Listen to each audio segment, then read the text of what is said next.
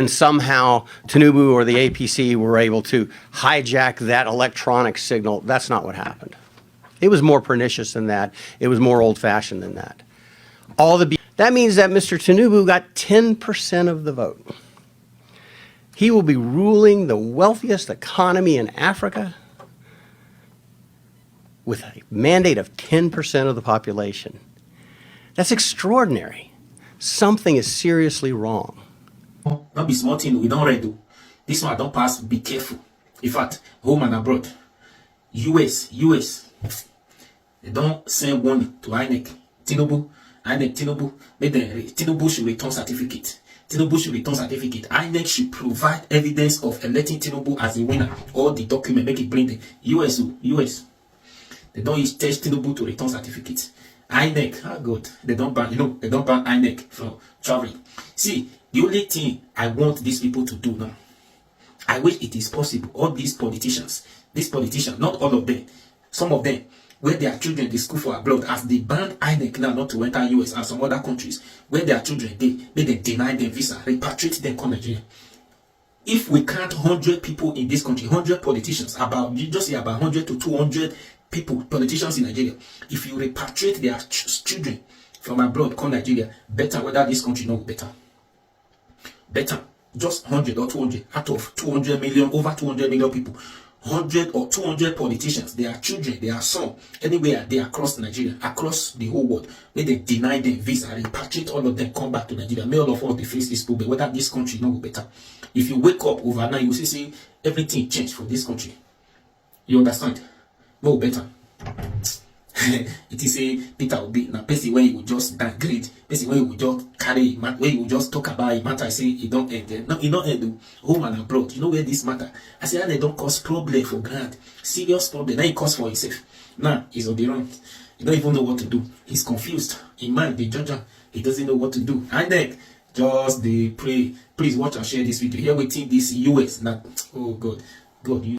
I'm Bruce Duvalier, and I am General Counsel for NADECO, and I'm honored to be part of an illustrious group such as NADECO that has a long history of trying to do the right thing and keep democracy safe, restore democracy, and restore the rule of law.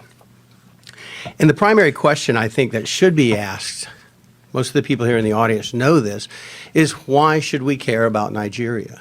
Why should the United States care about Nigeria? Why should the international community care about Nigeria?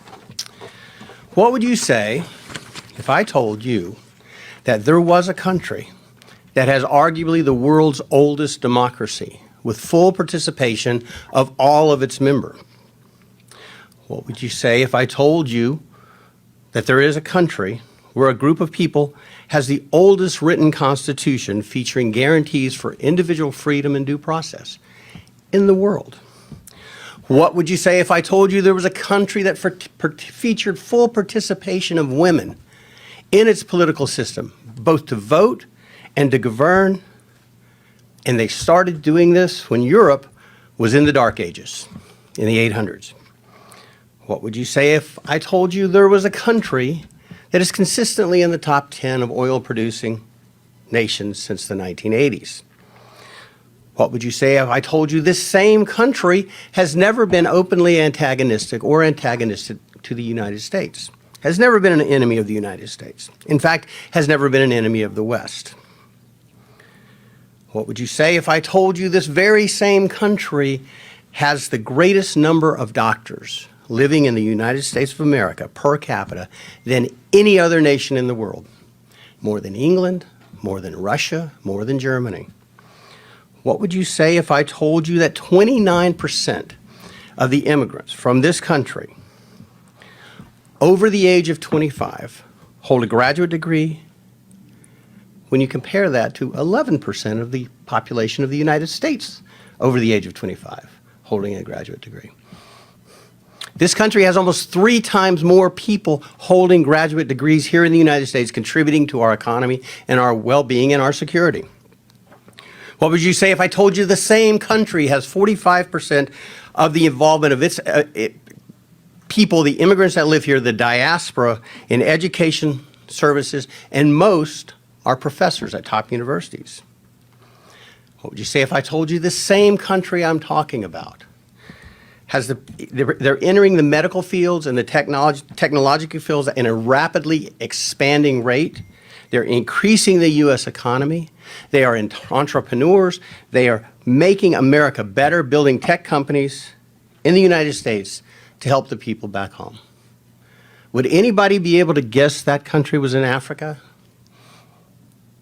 Would anybody be able to guess that country is Nigeria?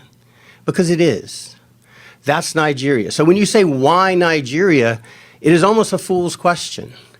One of the greatest nations that has all of these things going for it, and yet we constantly turn our back on Nigeria. Shouldn't we be favoring this nation? Shouldn't we be more attentive to this nation? Shouldn't we treat this nation, this giant of an entire continent, not of a region or an area, of an entire continent that stands out as a shining beacon, shouldn't we treat them as especially favored allies of the United States and indeed of the West? Especially given the insecurity in the world today with issues relating to extremism and energy shortages.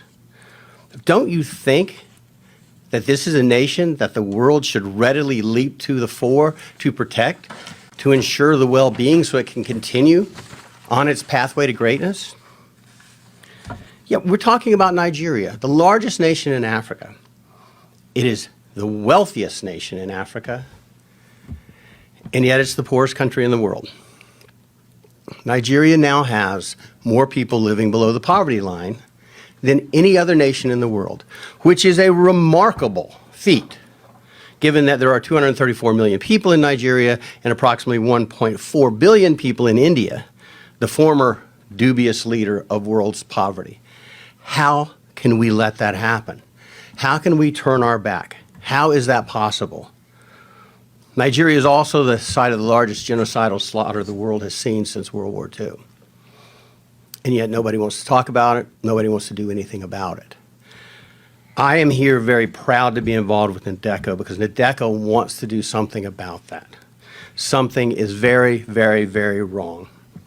And it starts with the ability to choose your leaders in full, open, and fair elections.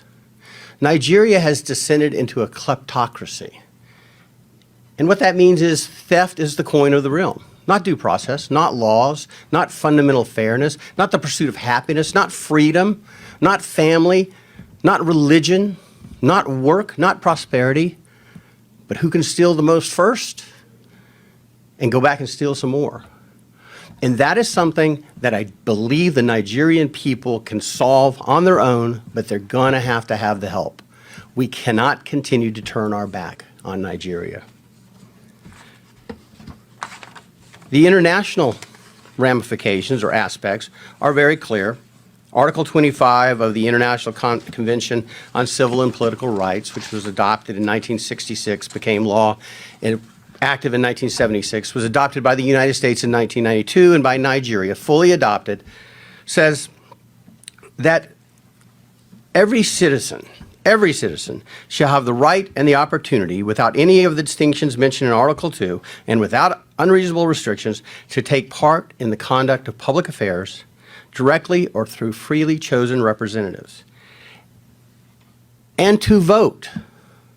This treaty signed by Nigeria and by the United States, and by the way, in the United States, when we sign a treaty, it becomes the law of the land with certain restrictions. So the United States has to comply with this. Nigeria has to comply with this international edict. It is as fundamental as any human right.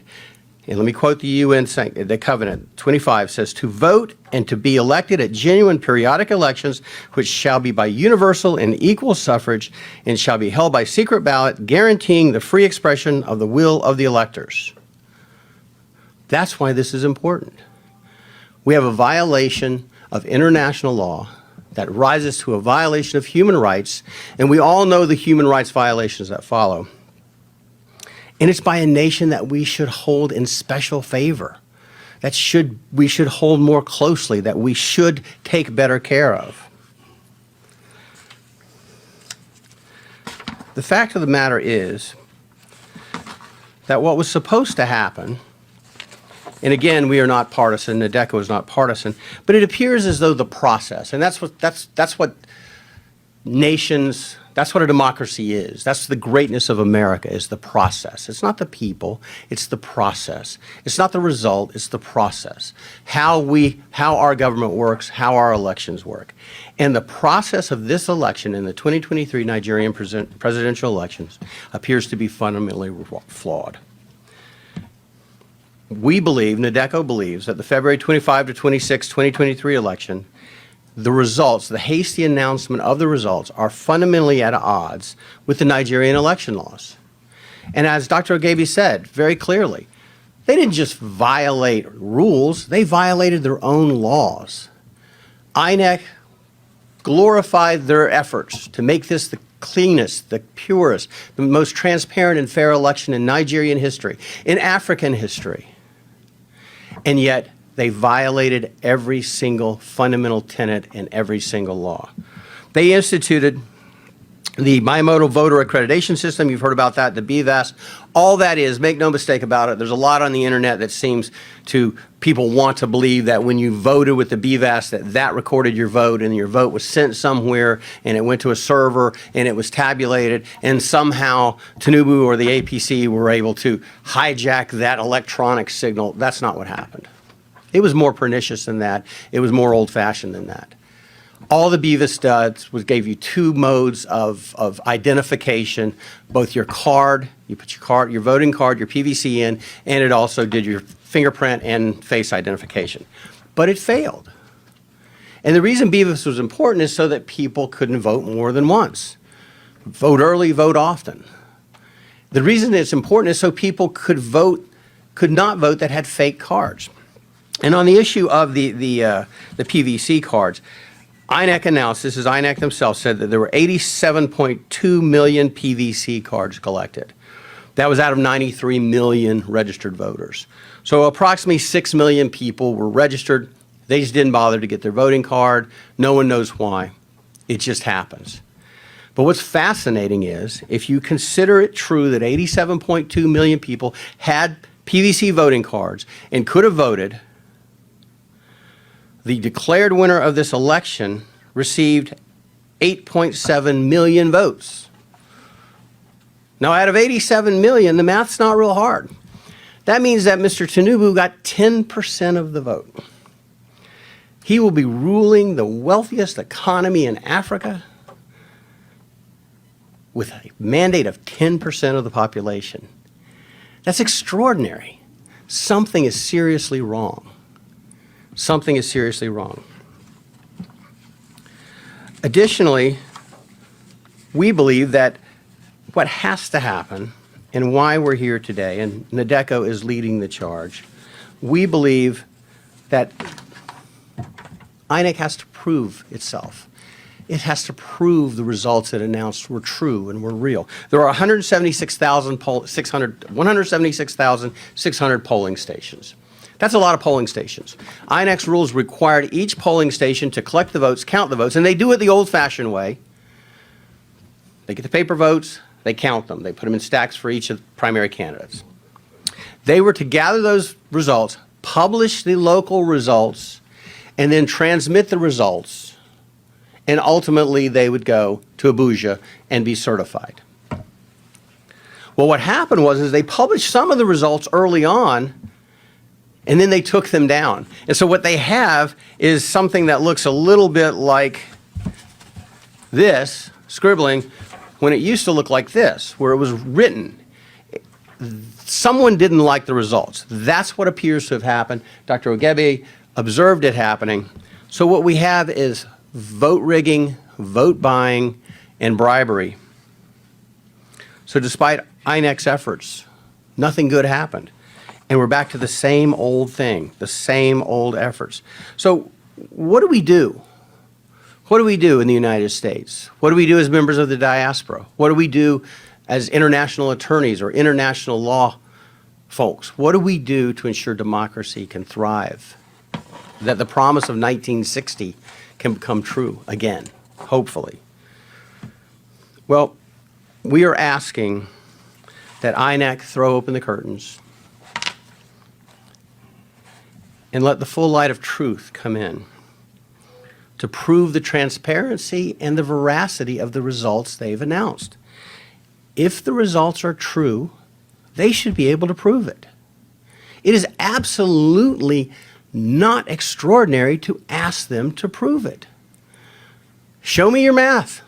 We've all gone to school. Show me your math. You've got a number. Show me how you got to that number. Prove what you did. There can be no debate that the initial investigations indicate that they were savaged. The rules were savaged. The rights of the electorate were savaged. It was polluted by blatant and widespread corruption. And as Dr. Lloyd said, the four horsemen of democracy's doom, bribery, intimidation, insecurity, and vote rigging, appeared to trot and run roughshod all over the nation. They were harnessed to skew the results. We, NADECO, call upon the people of Nigeria to act peacefully, but to demand that proof be provided to them, that INEC prove the results they've announced. We also call upon the international community to join together with the Nigerian judiciary in a concerted effort to condemn and set aside the hastily announced results and instead proceed with the solemn seriousness this deserves. Again, one of the world's great nations is at peril here, continues to be at peril here. We need to make sure we don't continue to turn our back on Nigeria. And what we're asking for is very simple. Prove to us. Prove. NADECO says prove to us that if there is a Nigeria and there is a democracy in Nigeria, that it was arrived at lawfully and in accordance with the rule of law. The continuation of power by the ruling party is a wholesale disenfranchisement of Nigeria without more. That is little more than a dictatorship. And it's a new dictatorship. But it is nonetheless a dictatorship because it's imposed apparently against the will of the people. And we believe the will of the people of Nigeria must be preserved, it must be sanctified, and it must be held with the most solemn of regard. This event is designed to lead a global call to action, to address INEC's duplicity, and to make sure that the truth is told, and that what happened is exposed, and the next steps can be taken. And I, for one, I know there was a lot of skepticism. I've appeared in this, well, a few rooms over a few years ago on the Uzodimma issue. I was involved in drafting briefs that were filed there. The Nigerian judiciary cannot always be relied on to do the right thing in elections. But I take a little bit of hope. You've got to be an optimist. You have to be an optimist. Because your faith in God and your love for your country and your love for your family, you got to be an optimist. The Nigerian judiciary showed us they have the ability to disregard what INEC says and chart their own path toward justice. Now, we may disagree with what they did with Uzodimma. Certainly, Ihedioha disagrees, and my clients did, but they have that ability. So the Nigerian judiciary, there's a small spark of hope. Their recent ruling to free Mazi Nnamdi Kanu and to impose a substantial fine of ₦1 billion for his wrongful retention, that gives you hope. I believe the Nigerian judiciary can do the right thing. But if they don't, we also believe that the international community has a burden. It's far too long disregarded the great Nigeria. We cannot turn our back. The will of the people of Nigeria must be preserved. Thank you.